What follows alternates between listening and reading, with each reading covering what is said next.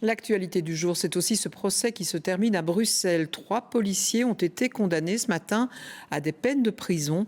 Ils étaient poursuivis après la mort de Wassim et de Sabrina, 2 jeunes gens qui sont décédés à moto en 2017 alors qu'ils tentaient de fuir un contrôle.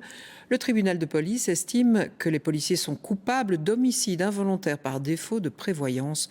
Le point sur cette condamnation avec Bruno Gatti, Julie Rans et Laurent Vanneberg.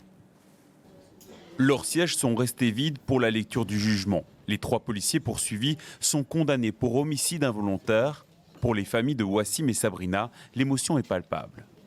J'ai dit que j'irais toujours jusqu'au bout, j'ai été jusqu'au bout. On a eu gain de cause. Les peines sont de 10, 8 et 5 mois de prison avec un sursis pour la moitié de l'emprisonnement. On est soulagé que la justice ait été rendue, donc ça réaffirme notre confiance en la justice. Mais on avoue qu'on a quand même été déçus par rapport aux peines qui ont été prononcées. Moi, en tant qu'avocate, je constate quand même qu'il y a un refus de la suspension du prononcé, qu'il y a des peines partiellement fermes, vu qu'il y a un sursis partiel, et que ça, c'est quand même un signal fort, parce que c'est très rare, voire jamais, que en fait, des peines fermes soient données à des policiers.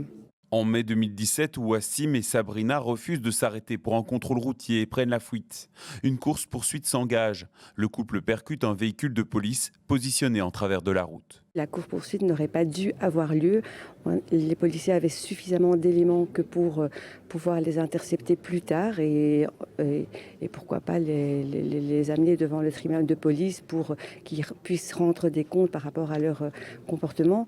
La Cour ajoute qu'en roulant à 140 km/h en ville, les policiers ont également fait peser un risque, notamment aux passants. Le conducteur était identifié et n'était pas recherché pour d'autres faits. Concernant le véhicule de police positionné en travers de la route, il a causé un obstacle imprévisible pour le motard et sa passagère.